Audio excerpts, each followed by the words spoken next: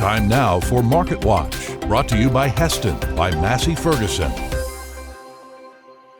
Grilling season is just around the corner, and we're hoping that will add a little sizzle to these cattle markets.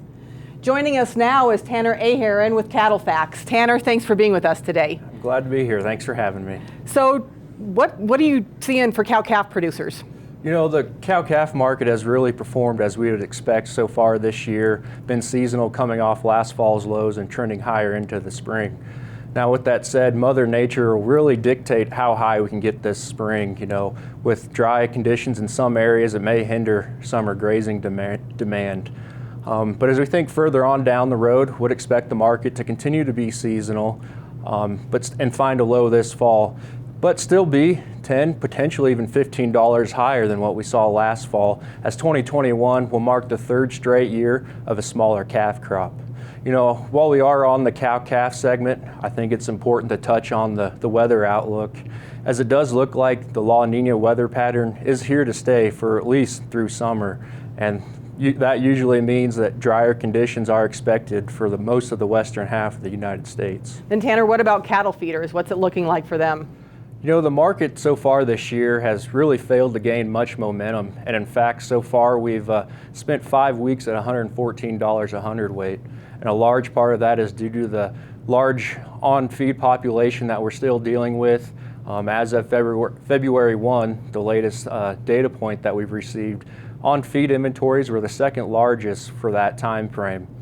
You know, a lot of that goes back to the placement pattern that we saw last summer and fall, and that has really kept the market pretty stagnant up to this point. With that said, we still expect the market to trend higher into the spring, potentially reaching the low 120s before weakening into the summer. Now, as we get into the second half of the year, and especially the fourth quarter, those supplies should become a lot more manageable and be more favorable for the cattle feeder. And as a result, the market should have a strong recovery and likely put in our cash highs for the year sometime in those last few months. Well, Plant 21 is underway. It's planting season. What's the crop outlook look like? You know, the grains have really gotten a lot of attention here lately due to the tighter supplies and the strong exports. And because of those higher prices, we expect to see an increase in planted acres for both the corn and the soybeans compared to the last couple years, with the biggest growth on the soybean front. You know, we'll find out more details around those numbers when the USDA releases the prospective plantings report at the end of March, and then all eyes will turn to the growing season and the crop development. With that said, still expect the prices to remain well supported. As a result, that'll be increased cost of gains for the cattle feeder, and for those cow-calf and stocker operators, that'll keep those markets in check to some degree. Yeah. Well, it's also time to fire up grills. What does that mean for beef demand?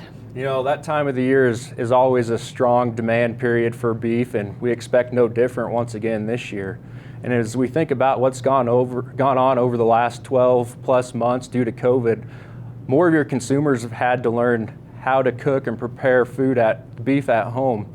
And you would like to think they're going to want to showcase those skills when the weather warms up and they can fire up those grills.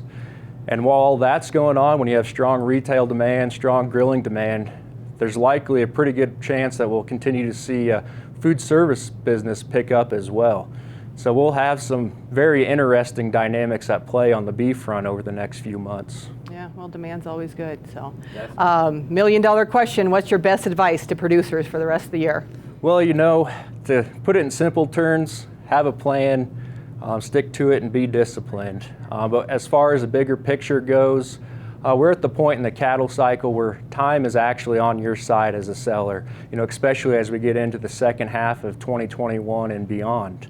And for those that are a little more aggressive on the risk management side of things, with tighter supplies expected over the next few years, you may actually look to utilize more of an option strategy to leave more topside open as opposed to your typical futures hedge.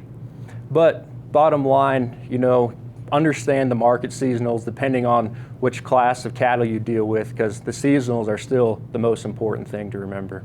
Yeah. Tanner, thanks for your insights. We really appreciate it. Thanks for having me on.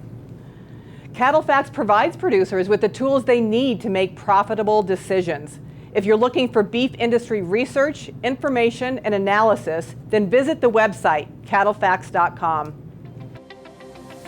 MarketWatch is brought to you by Heston by Massey Ferguson. Don't wish for great hay, demand Heston hay. Visit masseyferguson.us to learn more.